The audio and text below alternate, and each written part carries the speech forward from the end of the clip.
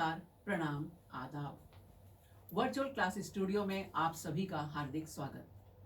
कोविड-19 के प्रादुर्भाव की वजह से विद्यार्थियों का प्रत्यक्ष शाला में जाकर शिक्षा लेना मुश्किल होते जा रहा है और इस कठिन घड़ी में बृहन्मुंबई महानगर पालिका शिक्षण विभाग ने विद्यार्थियों के लिए एक सराहनीय प्रयास किया और इस चैनल की शुरुआत की। मैं श्रीमती पूर्णिमा पांडे वर्चुअल क्लास स्टूडियो से अपना विषय और अपना घटक लेकर आपके सामने उपस्थित हूँ। तो चलें अपने विषय की ओर। मुंबई महानगर पालिका शिक्षण विभाग work from home MCGM virtual training centre से हम आप सभी का हार्दिक स्वागत करते हैं।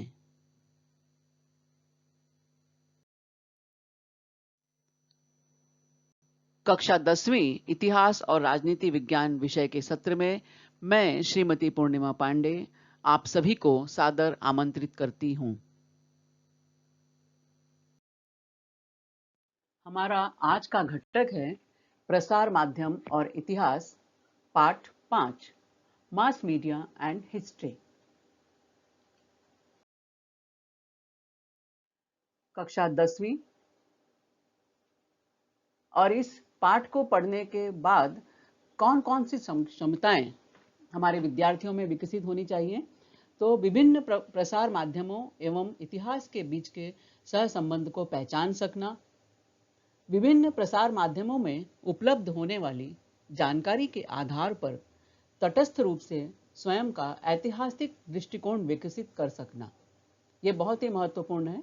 हम अपना स्वयं का एक दृष्टिकोण विकसित करें और इसके बाद जो हर एक के जीवन में बहुत ही महत्वपूर्ण स्थान रखता है वह है उसका व्यावसायिक क्षेत्र।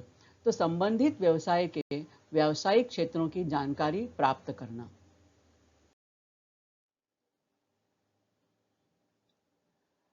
प्रसार माध्यम और इतिहास। इस पाठ में हम पढ़ेंगे प्रसार माध्यमों का परिचय, प्रसार माध्यमों का इतिहास, प्रसार माध्यमों की आवश्यकता, प्रसार माध्यमों द्वारा प्राप्त होने वाली जानकारी का विश्लेषणात्मक आकलन और अंतिम मुद्दा होगा संबंधित व्यावसायिक क्षेत्र, जो कि बहुत ही महत्वपूर्ण है। समय समय पर प्रसार माध्यमों के स्वरूप में परिवर्तन आते गया। प्राचीन काल के रिकॉर्डिंग ग्रामोफोन से radio, Doordarshan, colour TV, mobile, tab, computer, न जाने कितने प्रकार हमारे सामने आए। इनके साथ साथ जो प्रिंटेड मटेरियल था, प्रिंटेड मटेरियल जैसे बुक्स, न्यूज़पेपर, इनके भी प्रारूप में बदलाव आया।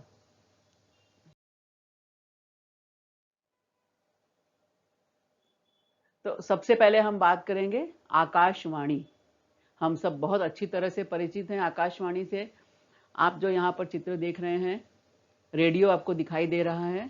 बहुत पुराने समय में, बहुत पुराने मैं कहूँ तो लगभग 30 साल पहले हम रेडियो इस स्वरूप में हमें रेडियो दिखाई देता था।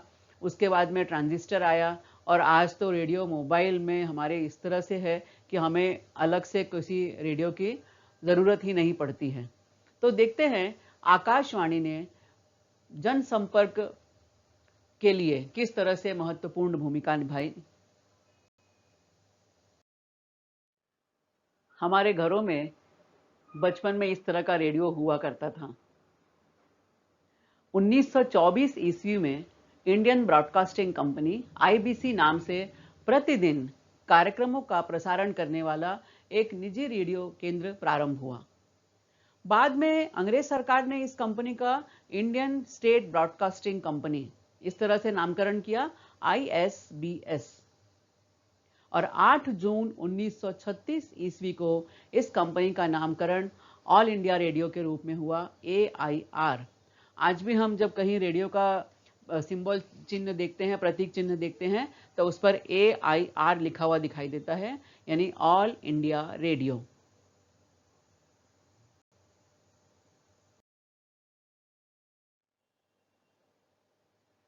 भारत स्वतंत्र होने के पश्चात AIR यानी ऑल इंडिया रेडियो भारत सरकार के सूचना एवं प्रसारण विभाग का एक अंग बना। विख्यात कवि पंडित नरेंद्र शर्मा के सुझाव पर इसे आकाशवाणी नाम दिया गया।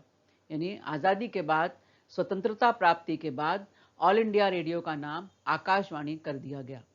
आकाशवाणी द्वारा विविध मनोरंजन परक कार्यक्रम प्रस्तुत किए जाते हैं और न केवल मनोरंजक कार्यक्रम बल्कि किसान, मजदूर, युवा वर्ग और महिलाओं के लिए भी विशेष कार्यक्रम प्रसारित किए जाते हैं। लोकप्रिय रेडियो सेवा विविध भारती द्वारा 24 भाषाओं और 146 बोली भाषाओं में कार्यक्रम प्रारंभ हुए हैं। वर्तमान समय में तो आजकल के समय में निजी रेडियो सेवाएं शुरू हो गई हैं, जैसे बिग एफएम, रेडियो मिर्ची, है ना, आप सुनते होंगे इस तरह के रेडियो कार्यक्रम। तो ये सारी चेंजेस अब आ गए हैं। ये हैं विख्यात कवि पंडित नरेंद्र शर्मा जी, जिनके सुझाव पर ऑल इंडिया रेडियो का नाम आकाशवाणी किया गया था।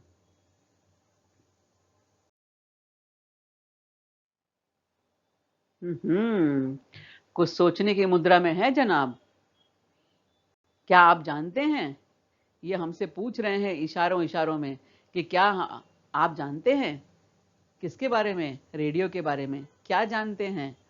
यही हम जानते हैं कि भारत में पहला न्यूज़ बुलेटिन 23 जुलाई 1957 ईस्वी को मुंबई रेडियो केंद्र से प्रसारित किया गया और इसके बाद कोलकाता से, यानी उस समय इसे कलकत्ता कहा जाता था, इसके बाद कलकत्ता से बांग्ला भाषा में समाचारों का प्रसारण प्रारंभ हुआ। हमारा भारत देश और हमारे भारत देश के स्वतंत्र भारत के प्रथम राष्ट्रपति डॉक्टर राजेंद्र प्रसाद जी और हमारे देश की राजधानी दिल्ली 15 सितंबर 1959 ईस्वी को भारत के प्रथम राष्ट्रपति डॉक्टर राजेंद्र प्रसाद ने दिल्ली दूरदर्शन केंद्र का उद्घाटन किया। अब ये प्रसार माध्यमों में हम धीरे धीरे आगे बढ़ रहे हैं और हम पहुंच चुके हैं दूरदर्शन तक। दूरदर्शन यानी दूर का दर्शन, नजदीक से करना। जोर का झटका धीरे से लगे, है ना, उसी तरह से दूर का दर्शन नजदीक से करना। कोई चीज जो हमारे आंखों के सामने नहीं है, हमारे आसपास घटित हो रही है लेकिन हम उस घटना स्थल पर नहीं हैं। कोई चीज दुनिया के किसी कोने में बहुत सारी घटनाएं हो रही हैं लेकिन हम वहां पर उपस्थित नहीं रहते। दूरदर्शन के द्वारा हम इन सब चीजों को घर बैठे देख लेते हैं। तो इस दूरदर्शन केंद्र का उद्घाटन 15 सितंबर 1959 ईस्वी को भारत में हुआ था। बहुत से लोगों को याद आ गया होगा कि इस तरह से जब दूरदर्शन चैनल शुरू होता है तो उसके शुरुआत में ये उसका सिंबल है, ये आता है हमेशा। हमारा भारत देश और भारत देश में ये है हमारा महाराष्ट्र राज्य। महाराष्ट्र में 1 मई 1972 ईस्वी को मुंबई केंद्र के कार्यक्रम प्रारंभ हुए। मुंबई में हम जानते हैं वर्ली में हमारा दूरदर्शन केंद्र है। तो ये कार्यक्रम शुरू हुआ था 1 मई 1972 से। उस समय ब्लैक एंड व्हाइट टीवी हुआ करते थे। उसके बाद 15 अगस्त 1982 ईस्वी को रंगीन दूरदर्शन का आगमन हुआ, यानी कलर टीवी आ गया। दूरदर्शन या टीवी जो था, पहले टेलीविजन, पहले ब्लैक एंड व्हाइट हुआ करता था और 1982 15 अगस्त को ये कलर हो गया, रंगीन हो गया।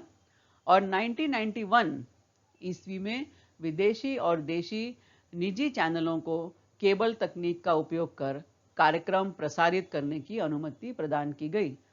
पहले हम सब जानते हैं कि केवल सरकारी चैनल हुआ करता था, तो हम नेशनल चैनल जिसे कहते हैं, आज भी हम कहते हैं नेशनल टीवी, तो सिर्फ नेशनल ही कार्यक्रम प्रसारित होते थे। उसके बाद 1991 से अनेक देशी और विदेशी प्राइवेट चैनल शुरू हो गए जो केबल के द्वारा घर घर तक जिनको प्रसारित किया जाता है। आज बहुत सारे सैकड़ों प्राइवेट इंडियन एंड फॉरेन के जो चैनल हैं हमारे यहाँ, हम घर बैठ देख सकते हैं टीवी पर। तो 24 घंटा अब टीवी चलता है और उसमें अनेक तरह के कार्यक्रम हम देखते हैं, मनोरंजक कार्यक्रम, शैक्षणिक कार्यक्रम, हिंदी कार्यक्रम, मराठी कार्यक्रम, अंग्रेजी कार्यक्रम, गुजराती, यानी भारत की तमाम भाषाओं के कार्यक्रम हम उसमें देख सकते हैं। आज भारतीय दर्शकों के लिए 100 से अधिक चैनल उपलब्ध हैं। तो यदि हम एक नजर डालें तो सितंबर 1959 भारत के पहले राष्ट्रपति डॉक्टर राजेंद्र प्रसाद ने दिल्ली दूरदर्शन केंद्र का उद्घाटन किया। 1 मई 1972 महाराष्ट्र में मुंबई केंद्र का कार्यक्रम शुरू हुआ। 15 अगस्त 1982 रंगीन दूरदर्शन का आगमन हुआ। 1991 में विदेशी और देशी चैनल्स का केबल तंत्र के माध्यम से कार्यक्रम प्रसारण होना शुरू हुआ और आज वर्तमान समय में भारतीय दर्शकों को 100 से अधिक चैनल उपलब्ध हैं।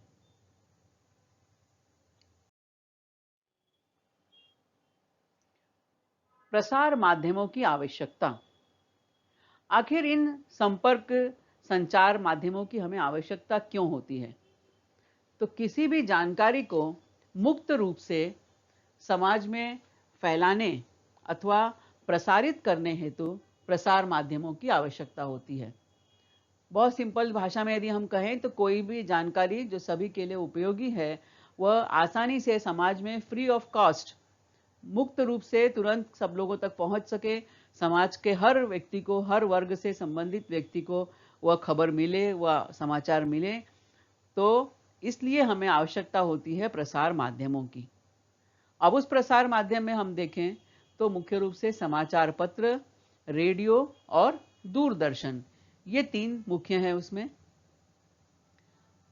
समाचार पत्र में संपादकीय लेख, विविध स्तंभ, संस्करण, समाचार, ये सारे समाचार पत्र के अभिन्न अंग होते हैं जिन्हें हम पढ़ते हैं। रेडियो एक श्रव्य माध्यम है, यानी इसमें हम सुनते हैं, हम कोई चीज न देखते हैं न पढ़ते हैं, केवल सुनते हैं। समाचार पत्र में हम केवल वाचन करते हैं, पढ़ते हैं। और दूरदर्शन एक ऐसा माध्यम है जो दृश्य और श्रव्य माध्यम है, यानी जिसमें हम देखते भी हैं और सुनते भी हैं। तो दूरदर्शन से हमें आंखों देखा हाल मालूम पड़ता है। किसी स्थान पर हो रही घटना को हम ऐसे देखते हैं जैसे हमारे सामने घटित हो रही हो। तो दूरदर्शन जो है ये सबसे सशक्त माध्यम है, प्रसार माध्यम है। प्रसार माध्यमों द्वारा प्राप्त होने वाली जानकारी का विश्लेषणात्मक आकलन करना। ये बहुत जरूरी है कि जो जानकारी हमें मिल रही है वह वास्तविकता में के करीब है, सच्चाई के आधार पर है, ये हमें जांच पड़ताल करनी है। क्योंकि ये जरूरी नहीं है कि जो जानकारी हम तक पहुंच रही है वो 100% सही है, हमें उस जानकारी की जांच पड़ताल करनी पड़ती है। अनधिकृत समाचार प्रकाशित होने का एक विश्वविख्यात उदाहरण है। और ऐसा नहीं है कि केवल आज व्हाट्सएप और फेसबुक और ट्विटर और इंस्टाग्राम, इनके स्नैपचैट, टेलीग्राम, इनके ज़माने में ही खबरें वायरल हो रही हैं या झूठी अफवाहें फैल रही हैं, ऐसा नहीं है। समाचार पत्र के द्वारा भी कई बार ऐसी जो सच्चाई नहीं होती है, सच नहीं होती है, ऐसी खबरें फैल जाती हैं। इसका एक बहुत ही बड़ा उदाहरण है, इसको आप पहचान रहे हो, इनको तो जर्मन के विश्वविख्यात या विश्व कुख्यात तानाशाह हिटलर, एडोल्फ हिटलर। और एडोल्फ हिटलर की उनको आदत थी कि वो अपनी डेली डायरी लिखा करते थे, रोज की अपनी दैनंदिन लिखा करते थे, दैनंदिनी। तो एक जर्मन का एक साप्ताहिक पेपर है, पत्रिका है स्टर्न। तो एक बार स्टर्न पत्रिका में एक खबर ऐसे छपी कि उनके पास हिटलर की लिखावट में लिखी अनेक दैनंदिनियां उपलब्ध हैं और उन्होंने वो उसे अन्य प्रकाशन कंपनियों को बेच दिया है। अब हिटलर तो एक प्रसिद्ध व्यक्ति था, चाहे कुख्यात ही क्यों ना हो। तो हिटलर की ये लिखावट में, हैंड राइटिंग में था, खुद की राइटिंग में लिखा हुआ था। तो हाथों हाथ ये खबर एकदम से फैल गई, जंगल की हवा के आग की तरह एकदम से। उसके बाद ये उस पर उसकी जांच पड़ताल हुई, क्योंकि हिटलर के हाथ से लिखी हुई, हिटलर की स्वलिखित डायरी, उसका एक मार्केट वैल्यू थी उसकी एक, और आनंद फानंद में ये खबर जंगल के आग की तरफ फैली। लेकिन जब बाद में उस पर जांच पड़ताल की गई तो मालूम पड़ा कि जो भी दैनंदिनी मिली थी स्टर्न नाम के पेपर को, वो सब जाली थी, झूठी थी, गलत थी। तो इस तरह से लेकिन हुआ क्या कि जैसे ये खबर उस पत्रिका में आई, स्टर्न पत्रिका में, अचानक से यह स्टर्न पत्रिका की बिक्री ज्यादा हो गई, क्योंकि उसमें एकदम से सनसनाती हुई खबरें मिलने लगी। लेकिन बाद में जब उसकी सच्चाई की तह में गए, गहराई में गए, तो मालूम पड़ा कि ये खबर तो झूठी थी, क्योंकि वो जो हस्तलिखित दैनंदिनी थी वो जाली थी।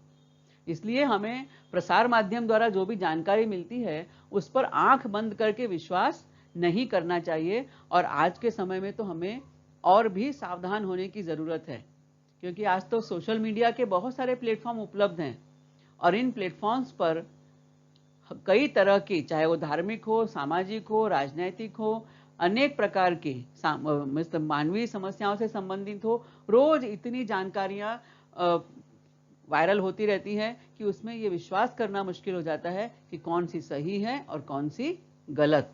तो हमें इस जानकारी का विश्लेषण करना बहुत आवश्यक है।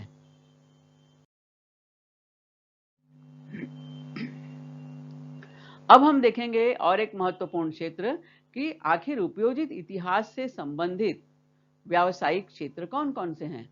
उपयोजित इतिहास का एक माध्यम हमने क्या देखा, प्रसार माध्यम। अब आपको लगेगा कि उपयोजित इतिहास तो पिछला पार्ट है, लेकिन उपयोजित इतिहास का मतलब ही है कि एप्लीकेशन ऑफ हिस्ट्री। अब यहां पर हम इस पार्ट में देख रहे हैं कि application of history in field of mass media, प्रसार माध्यम में इतिहास का एप्लीकेशन कैसे हो सकता है। ये बहुत सारे अखबार हमें दिखाई दे रहे हैं। हिंदी का नवभारत टाइम्स है, मराठी का लोकमत है, पुढारी है, प्रहार है, सामना है, इंग्लिश का the Hindu, Hindustan times, times of India, Indian express, ऐसे बहुत सारे अखबार हम देख रहे हैं। इन अखबारों में प्रतिदिन ताजा समाचार पाठकों तक पहुंचते हैं। उनके जो प्रश्न पेपर पढ़ते हैं लोग, उनके पास रोज ताजा समाचार पहुंचते हैं।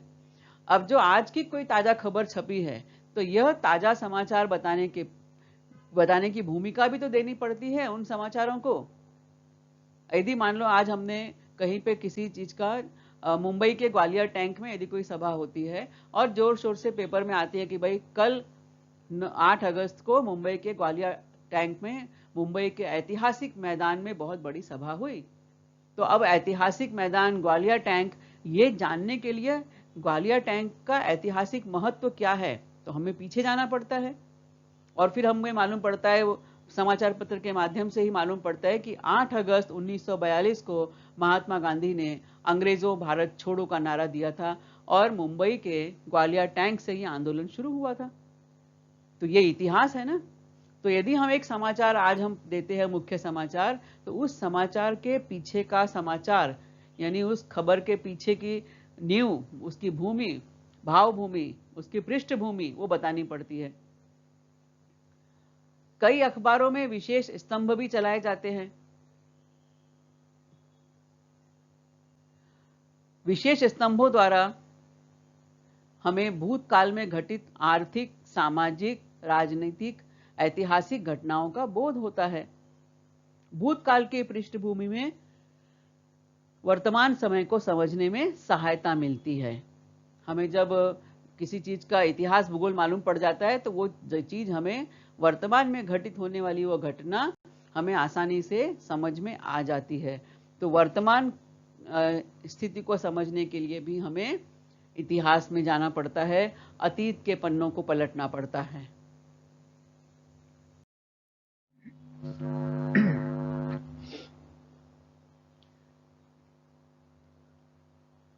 अब हम देखेंगे तो इतिहास में हम देखें तो कौन कौन सी चीजें मुख्य रूप से शामिल होती हैं। तो समीक्षा, समाचार, स्तंभ, संपादकीय, लेख और दिन विशेष, यानी इतिहास से संबंधित जो कॉलम हमारे पेपर में आते हैं, वो इन जो यहाँ पे हमने क्षेत्रों का नाम लिया, उन क्षेत्रों से संबंधित समाचार होते हैं। अब किसी चीज की हम समीक्षा कर रहे हैं, तो वह समीक्षा भी पूर्व तथ्यों पर आधारित होती है। तो समाचार तो जो होते हैं कई बार ऐतिहासिक होते ही हैं। कई पेपर में स्तंभ चलते हैं। स्तंभ यानी कॉलम, रोज के फिक्स कॉलम होते हैं, यानी आज से 50 वर्ष पूर्व, 100 वर्ष पूर्व कौन कौन सी घटनाएं हुई थी। तो जब भी हम अतीत की घटनाओं को याद करते हैं तो हम इतिहास को ही टटोलते रहते हैं।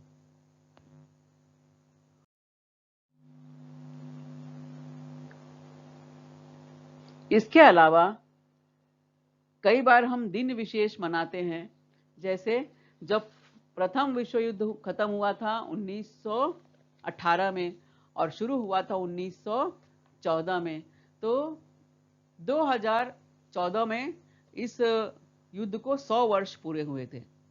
तो अब 100 वर्ष हुआ तो विशेष संस्करण निकाला गया कि first world war century edition, 100 years on the lights go out again to remember the millions of lives lost। यानी इस तरह का विशेष संस्करण डेली मिरर नामक पेपर ने निकाला। उसी तरह से अभी मैंने जिक्र किया 1942 के स्वतंत्रता आंदोलन का, अंग्रेजों भारत छोड़ो, उसका जब 75 वर्ष पूरा हुआ तो 75 वर्ष मनाया गया। तो उस समय पर एक ऐतिहासिक संस्करण निकलता है जिसमें इतिहास, उस घटना से संबंधित पूरे इतिहास की जानकारी होती है। तो ऐसे समय में इस तरह की खबरों को छापने के लिए ऐसे पत्रकार वहां चाहिए होते हैं जो इतिहास का अध्ययन करने वाले हों, या इतिहास के अध्येता लोगों को ही उसमें मौका मिलता है।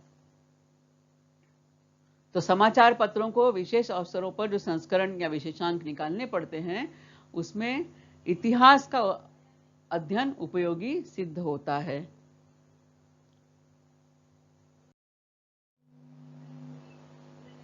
अब ये तो बात हुई थी प्रिंट मीडिया की। अब हम देखते हैं कि जो हमारा इलेक्ट्रॉनिक मीडिया है, आकाशवाणी, रेडियो, आकाशवाणी के लिए भी इतिहास का विषय महत्वपूर्ण है। अब आप कहोगे कैसे? तो भाई ऐसे हैं कि 15 अगस्त 1947 को हमारा देश आजाद हुआ, आप जानते हो, और उस दिन प्रधानमंत्री पंडित जवाहरलाल नेहरू जी ने एक भाषण दिया था लाल किले से, और वह भाषण आज भी आकाशवाणी के संग्रह में रखा हुआ है। उसकी ऑडियो टेप जो है उसका, वो आकाशवाणी में संग्रहित है। जब हमें उस समय की परिस्थिति को, समकालीन परिस्थिति यानी 1947 की समकालीन परिस्थिति, उसको समझना यदि है तो हमें जवाहरलाल नेहरू जी के उन भाषणों का उपयोग हमारे लिए उपयोगी सिद्ध होगा। ऐसे समय पर आकाशवाणी भी इतिहास को समझने का एक सशक्त माध्यम होता है हमारे लिए। कुछ विशेष अवसरों पर, इसके अलावा भी कुछ विशेष अवसरों पर आकाशवाणी को इतिहास के अध्येताओं की आवश्यकता अनुभव होती है। अध्येता मतलब अध्ययन करने वाला, जो इतिहास का अध्ययन करता है उसे इतिहास का अध्येता कहा जाता है।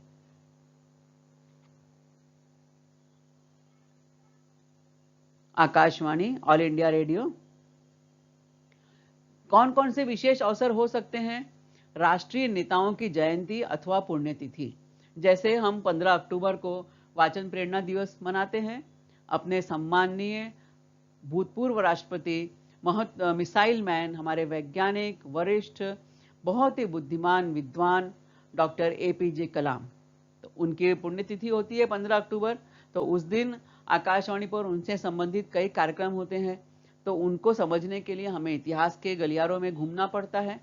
इसी तरह से यदि हम लोकमान्य तिलक जी की बात करें, या शहीद भगत सिंह जी की बात करें, या नेताजी सुभाष चंद्र बोस जी की बात करें, या ऐसे अनेक हमारे राष्ट्रीय नेता हैं जिनकी जयंती अथवा पुण्यतिथि पर हमारे रेडियो पर विशेष कार्यक्रम प्रसारित होता है।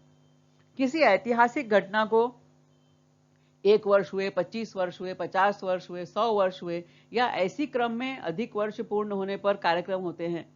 उससे उस घटना से संबंधित बहुत सारी चर्चा, वार्ताएं, गीत, है ना, उस तरह से कार्यक्रम प्रसारित होते हैं। तो ये विशेष दिन होता है आकाशवाणी के लिए।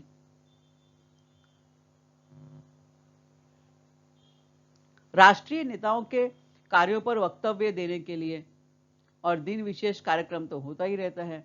तो आकाशवाणी पर जब हम इस तरह की चर्चा में भाग लेते हैं, यानी चर्चा सुनने में भाग लेते हैं, तो वह चर्चा ऐतिहासिक घटनाओं पर, ऐतिहासिक तथ्यों पर आधारित होती है।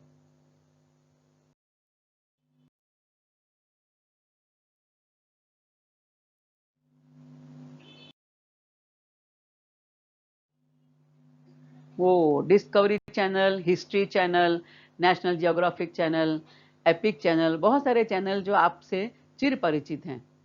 तो ये सारे चैनल जो हैं, इन चैनलों पर प्रसारित होने वाले धारावाहिकों द्वारा विश्व भर के इतिहास का कोश हमारे दर्शकों के लिए खोल दिया गया है। और केवल इतना ही नहीं, बल्कि हम विश्व के इतिहास और भूगोल के वास्तु, किलों और गढ़ों के बारे में, साम्राज्यों के उदय और अस्त होने के बारे में इसकी जानकारी हमें मिलती है टीवी के सीरियल्स के द्वारा, बहुत सारे ऐतिहासिक सीरियलों के द्वारा, धारावाहिकों के द्वारा। और केवल ये सब ऐतिहासिक धारावाहिक ही नहीं, बल्कि लोग पाक कला मतलब खाना बनाने की कला के इतिहास पर भी आधारित धारावाहिकों को बड़े कौतूहल से और जिज्ञासा से देखते हैं। जैसे एपिक चैनल पर एक कार्यक्रम आता है राजा रसोई और कहानियां, दूसरा एक आता है शाही रसोई या त्योहार पर बनने वाली रेसिपी। ऐसे बहुत सारे कार्यक्रम एपिक चैनल पे आते हैं।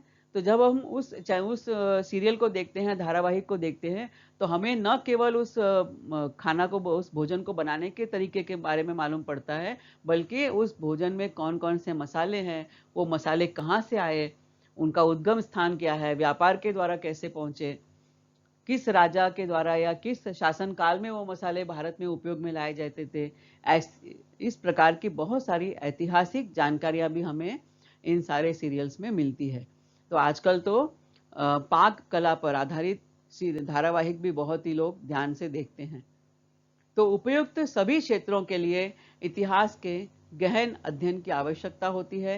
यानी इतिहास का यदि हमने गहराई से अध्ययन किया है, तो हमें इतने सारे क्षेत्रों में नौकरी मिल सकती है, हम अपना व्यवसाय कर सकते हैं। अब हम यहां देख रहे हैं वर्ल्ड हिस्ट्री की जानकारी यदि हमें प्राप्त करनी है,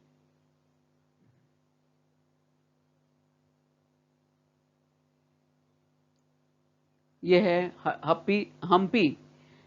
हम्पी के जो महत्वपूर्ण हमारी ऐतिहासिक धरोहर है, विरासत है कर्नाटक, दक्षिण भारत में। यह है हमारा कोणार्क का सूर्य मंदिर, और ये नक्काशी तो अद्भुत है। ये है हमारे राजस्थान उदयपुर के पास देलवाड़ा जैन मंदिर। और देलवाड़ा जैन मंदिर की ये जो नक्काशी आप देख रहे हैं, ये दीवारों पर नहीं बनी हुई है, ये वहां की छतों पर बनी हुई है, सीलिंग्स में बनी हुई है। और यदि कभी आपको इस जगह को प्रत्यक्ष देखने का मौका मिले, तो अवश्य देखिए। इतनी महीन नक्काशी, इतनी महीन बारीक कारीगरी मशीन से भी करना संभव नहीं है, जितना इन लोगों, हमारे श्रमिकों ने, हमारे कारीगरों ने इसे हाथ से काम किया है। तो इस तरह के जब हम वास्तु की बात करते हैं, ऐतिहासिक और भौगोलिक तथ्यों की बात करते हैं, तो निश्चित हमारा पहला संबंध इतिहास विषय से ही होता है। तो इतिहास विषय का अध्ययन करने वाले को बहुत सारे जॉब उपलब्ध हो सकते हैं, जिनकी हमने इस घटक में विस्तार पूर्वक चर्चा की। आप सभी ने इस वीडियो को देखा, सुना और समझा। मुझे पूरा विश्वास है कि यह आपको पसंद आया। तो इस विषय को, इस घटक को अधिकाधिक समझने के लिए इस वीडियो को बार बार देखें। यदि आपको यह वीडियो पसंद आया है तो इसे लाइक करें, अपने दोस्तों के साथ शेयर करें और इस चैनल को सब्सक्राइब करें। मैं मिलूंगी आपसे अपने अगले वीडियो में किसी नए विषय के साथ, एक नए घटक के साथ। तब तक धन्यवाद।